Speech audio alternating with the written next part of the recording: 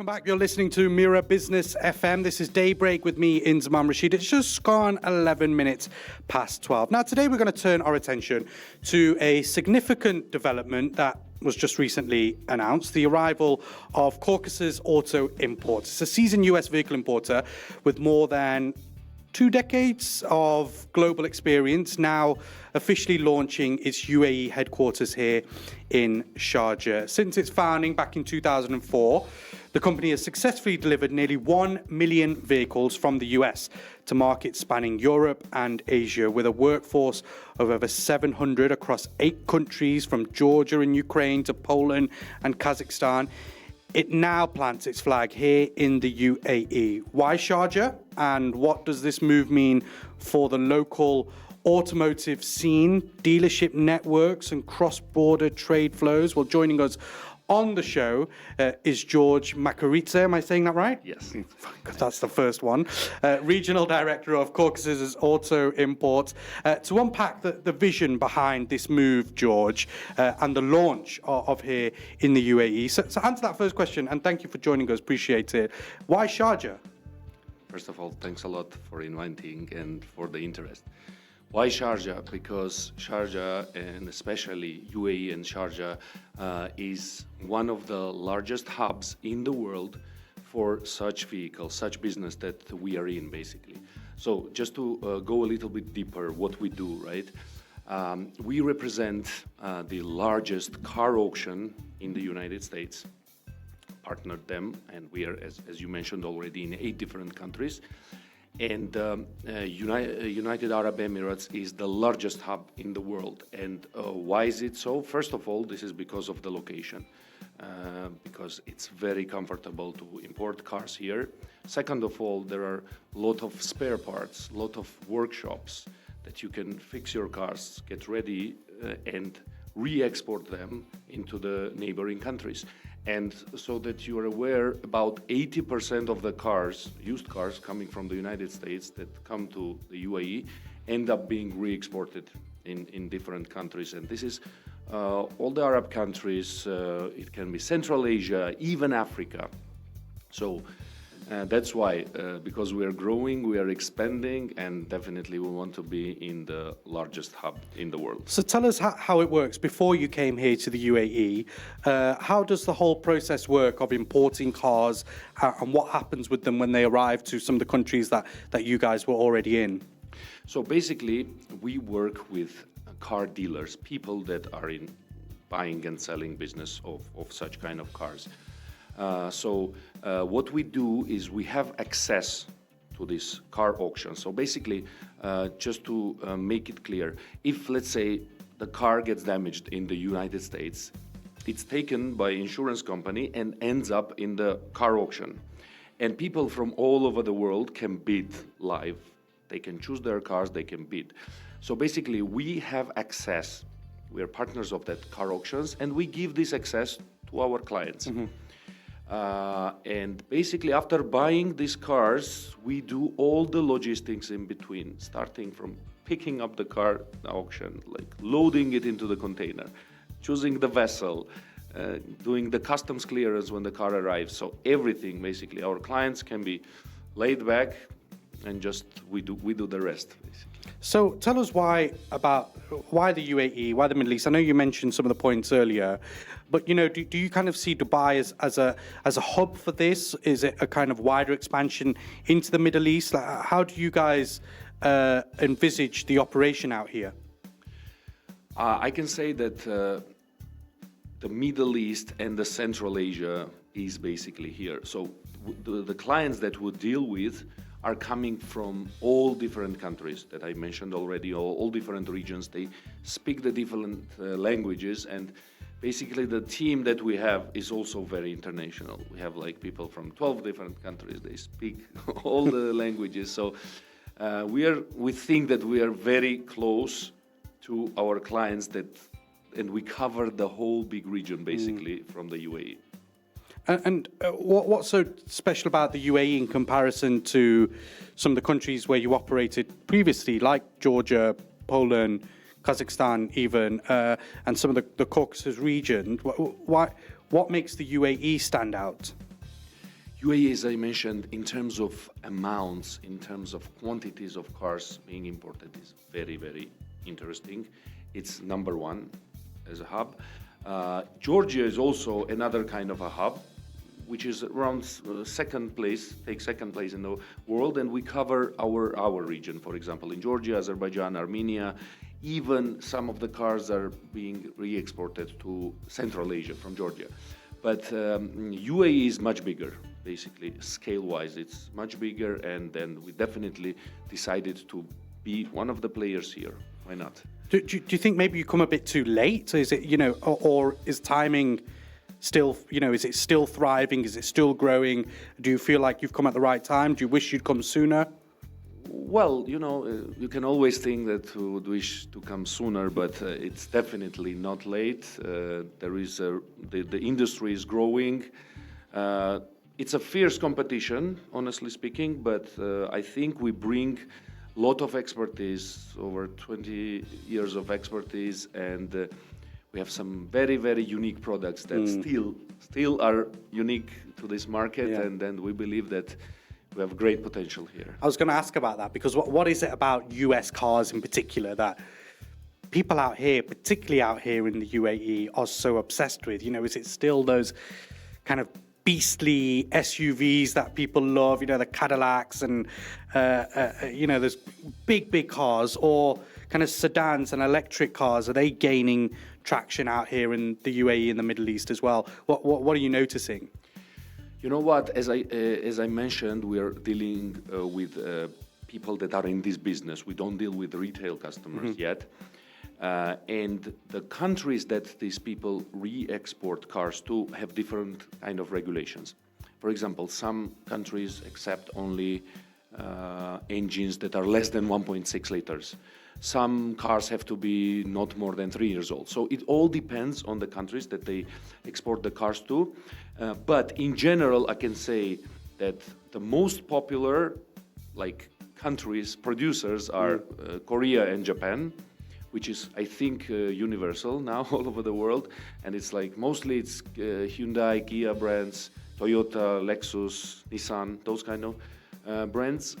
But obviously we have a lot of electric cars, we have a lot of large SUVs. It really depends. We have a lot of motorcycles as well. So the cars from US in general are very appealing to clients because they have very good specs and they're much cheaper. So you know what? It's a very common known thing that probably one of the worst financial investments is buying a new car, because as long as you drive out of the car dealership, it loses around 10-15% of value, and within 3 to 5 years, you're on half of the value. So finance-wise, it's really bad. So what do you notice specifically about kind of UAE businesses or customers even, and Middle East customers about wanting specifically US cars? How much of a interest is it to people across the region? They have a lot of interest, mostly, as I mentioned. Why? Because they are being re-exported. In this country, people are skeptical. There are some kind of legends that GCC specs is more prone for local heat, weather. But when you think about it, in Florida, it's hot as well and humid. So all American spec cars are pretty fine for this weather, I would say. And most importantly, it is the price. I would say it's a price. You can get the same kind of model from US, maybe 20-30% less. So this is really appealing to the people. It's a big business as well, right? Particularly here in the Middle East. And you guys have shown that. You've got over 700 people working in the organization. You've delivered around 1 million vehicles from the US to markets around the world. It's a big business when it comes to the size of the operation, but then also financially as well. It's a very big business. Absolutely. It's a really, really big business. It's very fierce competitions, and as I mentioned, because because UAE is the largest hub. Everybody is here. All the international, all the local companies, they're all here, and competition is really fierce. But we still try to somehow differentiate ourselves. And how do you do that? How do we do that? So let me tell you one thing. So when you know, in general, when the companies grow, somehow they lose this human touch at some point. So what we are making sure that every client, every partner that we have two people who are assigned to them. One of them is a car expert. And why car expert? Because at the end of the day, they are buying cars from the photos without seeing actual car, right? So we have car experts who have extensive experience. They have bought thousands and thousands of cars. Plus, we give them insurance from the photos. So if the car does not arrive, like you saw them in photos, we're gonna reimburse. The second person that is always assigned to them is a dedicated personal manager, because after buying a car, there might be so many questions. You know, is my car loaded in the container? Where is the ship? What's the deal with the invoicing, etc., etc. So I don't think there is any other competitor who assigns two people that are always ready to answer the question. This is probably, together with the technological advancement and development, we never want to lose this human touch. Why do you think that is so important in this day and age, having that kind of human element for someone to go to and ask questions, you know, not just typing a question and a robot responds, you know, online or on the app or whatever. Why is it important for you to have that human element? I think this is the nature of the business, because you are buying something which you have not seen. You need a second opinion, you need experts, you need people who have really good experience. The confidence, yeah. So yeah, exactly. Because at the end of the day, it's a risk, right? You're far away, it's a photo, and then we try to mitigate these risks by introducing our experts and, you know, dedicated personal manager, which we think helps a lot and gives our clients additional comfort. I want to ask you a bit about that kind of idea of confidence and trust as well. I mean, this is it's an industry which, you know, transparency and trust is kind of suffers sometimes from grey areas. You know, if someone goes to buy a car, sometimes they are maybe given false information about where the car's come, or if it's been in an accident, particularly when it comes from imported cars, and especially from the US as well. What kind of work do you guys do to ensure that there is the right information, that right information is shared correctly as well? And how do you work on that trust and that transparency with customers? Absolutely, such a great question. Again, this is one of the ways to mitigate risk, and we basically have access to the car histories in the United States. This is what differentiates US spec cars from different kind of cars, because in the United States you have all the history documented, every oil change, every brake pad change, the whole history is there. So basically you know exactly what you are buying, and we definitely give all this history to our clients. We check all the cars that clients are interested in, and we give our expert opinion basically. So this is always transparent with us. Plus, there are no hidden fees. I mean, maybe it's like such a word that everybody is using, but you know, like we give all the information in advance, so there are really no hidden fees. Plus, what is very important is that we do not have any intermediaries. We deal directly with shipping lines like MSC and Maersk. So with us, it's faster and it's cheaper and it's way more comfortable. So how do you kind of improve that relationship though between a customer wanting a car? Given, you know, I've had my own experience. You know, I've gone down to a dealership in Ras Al Khor or wherever it may be, and I've gone there and he said the car has not been in any accidents. It's from the US. It's totally fine. You know, it maybe had some paint work done and that's it. And then when you actually do the digging yourself, and because I'm quite thorough, I got the VIN number, I did all the digging and everything, and I found that the car had been in a huge accident.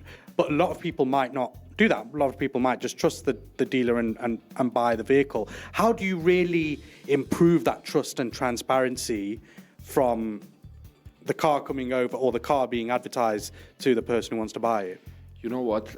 This business is a repetitive business. We deal with people that are buying and selling cars. So it's not like just he bought one car and then we forgot.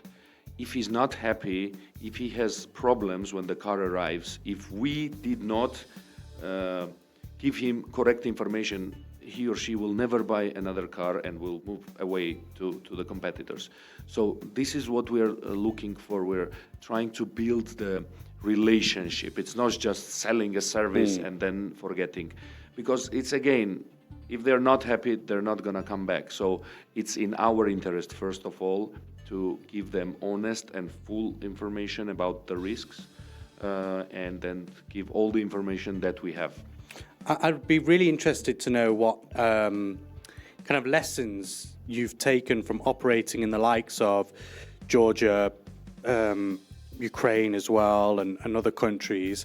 What kind of lessons have you taken that are really useful from there, the successes that you've had from those parts of the world to navigating what it's like here in the UAE, where it's fast and competitive and it's a really kind of, competitive environment, as we've mentioned. What kind of lessons have you taken? You know what? I would say it's universal in most of the countries. I mean, people are buying cars, and then you give them all the information. What we have learned during these all years, there are some hidden things in the photos that untrained eye cannot see.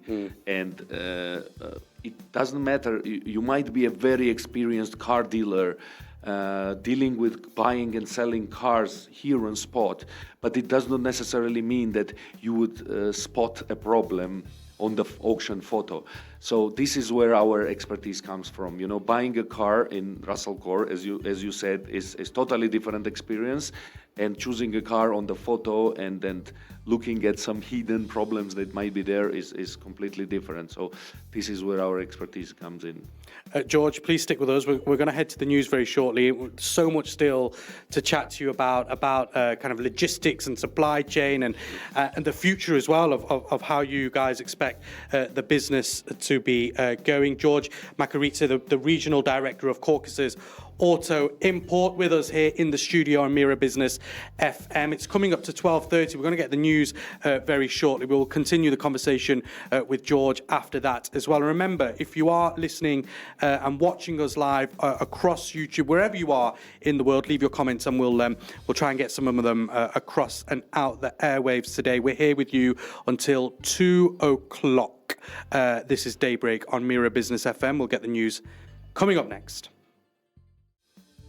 Welcome back to Daybreak on Mira Business FM. 12:33 is the time, and we have George Makaridze, the Regional Director of Caucasus Auto Import, in the studio with us this afternoon. We're talking all things cars and cars being imported, particularly from the US, and the success that Caucasus Auto Import has had over the last few years. And of course, now here in the UAE, opening in Sharjah and operating out of the Emirate there. So George, just tell us how long you've been now in Sharjah and what you've noticed the trend is like and whether it's been successful so far since you've been here.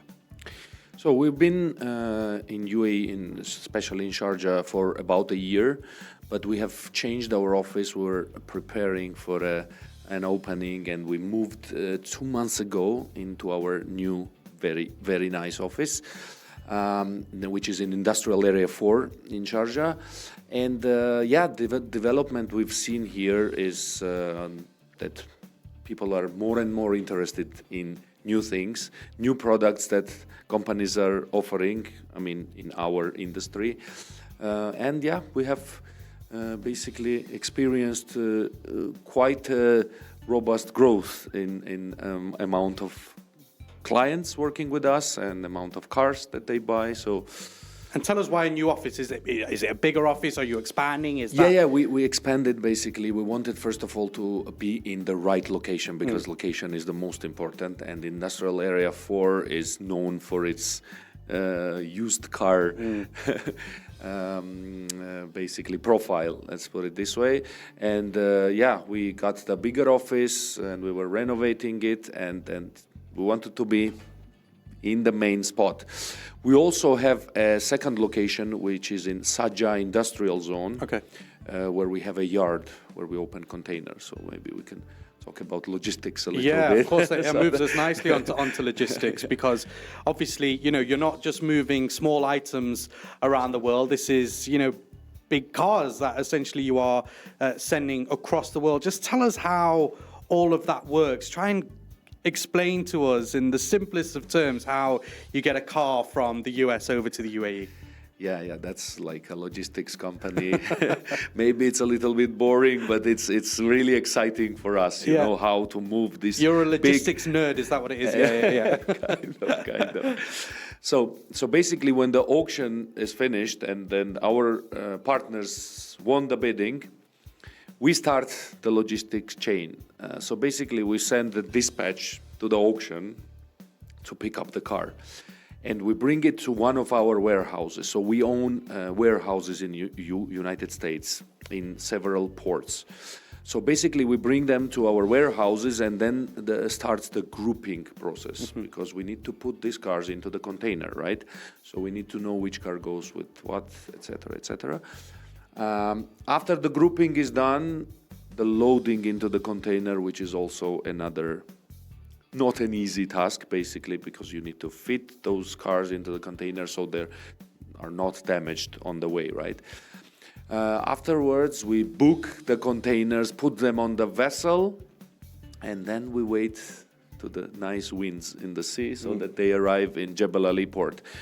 In Jebel Ali port, then we also deal with all the documentation, all the customs clearance and everything. And at the end of the day, we bring this container to our yard in Sharjah industrial zone, where we open those containers and the car is out. There we go. We call the client, dear client, please come and pick up the car. I mean, this is all the logistics chain. Now I brought it to you quite simply, but you can imagine how many details are there. I've never seen someone be so excited to talk about the logistics of a car moving from one country, but it is fascinating. It's really interesting. I've got to ask this question. Have you ever had a car or a car end up completely in the wrong place, or a completely different car turn up at the port or on your doorstep? No, we haven't, because again, there are so many checks and balances that, I mean, it cannot go wrong that way. Obviously, there is a bigger conversation to be had about logistics and particularly supply chain as well, with kind of global supply chains often disrupted, and particularly, when there's geopolitical issues that are ongoing. How do you kind of guarantee those faster turnaround times that you said that you often have in comparison to many other organizations, and also the predictable costs for UAE dealers as well? Yeah, as you mentioned, in this type of business, in logistics, there are a lot of disruptions, right? So, for example, we can remember the Red Sea crisis that really disrupted, basically, the logistics processes. But the thing is that the goods needs to be moved, they need to get going. It's not only cars, it's about food, it's all type of products. So these routes find ways to get here. So, for example, because of the Red crisis, the vessels would come all the way to South Africa and going the different route. That's it. I mean, there might be a small disruption, which is really painful, but again, the routes are there and it can never stop, basically. So in general, these kind of disruptions are pretty much understandable. It's not that, let's say, we did something wrong. I mean, it's some global issue happening and everybody is affected by it. So yeah, we do our best not to make any mistakes, whatever we can give answer to, right? I mean, if there is a global disruption, it's out of your hands. It's out of our hands. Yeah. I'd be interested to know. So you mentioned that the cars then come into Jebel Ali and then are taken to your to where you operate in Sharjah. Is there nowhere directly in Sharjah where it can come, or why kind of to Jebel Ali, then all the way to Sharjah? Like, how does the logistics behind that work and operate? The main port is Jebel Ali, so it's way more comfortable to do it there, and it's pretty simple for the clients because there are so many people working behind it, and we make it look simple for the clients. But other than that, it's really straightforward for them. So good thing is that they also get all the notifications on every stage. Your car has been picked up from the auction, it has been loaded in the container, the vessel left the US. So every step of the way they are being notified, and plus, as I said, they have personal managers that they can call, like, literally. It's not 24/7 because we also need to sleep, but it's very close to being 24/7. I like that, because that's often when you order something online, whether it's Amazon or whatever it may be, I'm kind of always one of those people that is looking at the tracking update, and I think we've just, as humans, got that kind of ingrained on those who order stuff online. So when it comes to a car and a big purchase, a lot of money, you want that kind of confidence of knowing every step of the way where your car is. Is that something that was hugely important for you guys? Of course, it is very important. Again, we are responsible for something very expensive, as you said, because if it's like some small thing from Amazon, okay, even if you lose it, you don't care, right? But this is something really valuable, so we definitely give comfort every step of the way to our clients. So is it like automatic notification or giving them a call? Like, for example, a few months ago, there was one of the disruptions as well. And one of the vessels, instead of coming to Jebel Ali, stopped in Oman. And we gave notice to our clients that this is the situation. We didn't wait, for them to call us, because it's like few days disruption. The vessel arrived few days after. It was not a problem, but it's very important for us to notify and be proactive. Yeah, absolutely. Yeah. Let's look ahead now, then, George, if I may. I'd love to get your take. I know you've only been out here in the UAE for a year, but I'm sure you would have studied the market very well since the time you've been here. But how do you see the UAE automotive industry evolving in the next 5 to 10 years? That's very interesting, actually. What I see, first of all, the population of UAE is growing, right, constantly. It means that more and more expats are coming. And what do expats need? They need to move around, right? So the demand on affordable transportation is very important. And here we're not talking about luxury cars. So what I see in 5 to 10 years, I see demand growing in terms of affordable cars and affordable and durable cars, right? And with a slighter more accent maybe on hybrid and electric vehicles, as we also have Generation Z and other generations, like they are more, how to say, environmentally friendly, right? So they look about pollution, they care more about it, and they are also very cautious in terms of spending, right? When I mentioned this, buying a new car is one of the worst financial investments. These guys that are growing up now are looking at these kind of things, let's put it this way. They are taking it into account more than, let's say, the millennials, right? So going forward, I see like stable growth, definitely, and I see little bit more focus on sustainable cars, less emission cars, and affordability and durability. And so when it comes to affordability, do you think there will be more focus, even more focus than now on second-hand cars and particularly imports? I mean, I'm just thinking, a few years back when we had the huge car chip crisis and and so many people then were looking towards second-hand cars because it was impossible for manufacturers to create brand new cars because of the chip crisis. Are you seeing that trend still increasing, or has it plateaued, or how are people looking at second-hand import cars? I definitely see this growing second-hand demand on second-hand cars. Definitely, as I mentioned about this generation who is more cautious, and at the end of the day, people try to save more and more because life gets more expensive, and people are learning more about investments. And yeah, I think this is like the bouquet of all those different reasons why this business cannot stop growing and maybe even go faster in the future. And how do you see Caucasus Auto Import playing a role in the way that the UAE kind of sees second-hand cars and import vehicles, and also just the automotive industry in general out in the UAE? How does your organization fit into that and kind of, you know, make waves and changes to the automotive industry out here? We want to basically be quite strong here by bringing the products that are not available on the market, which is, for example, one of them is like flexible payments, that you can pay part of the car when you buy it, and the second part you pay when the car arrives, which is amazing for our dealers. It's basically helping them finance working capital. Basically, if they are buying, let's say, 5 cars per month, they can buy 10 cars per month by this. So we're going to support them all the way. And there are so many, as I mentioned already, this human touch. So I think there are several things that we learned all the way during these 20 years.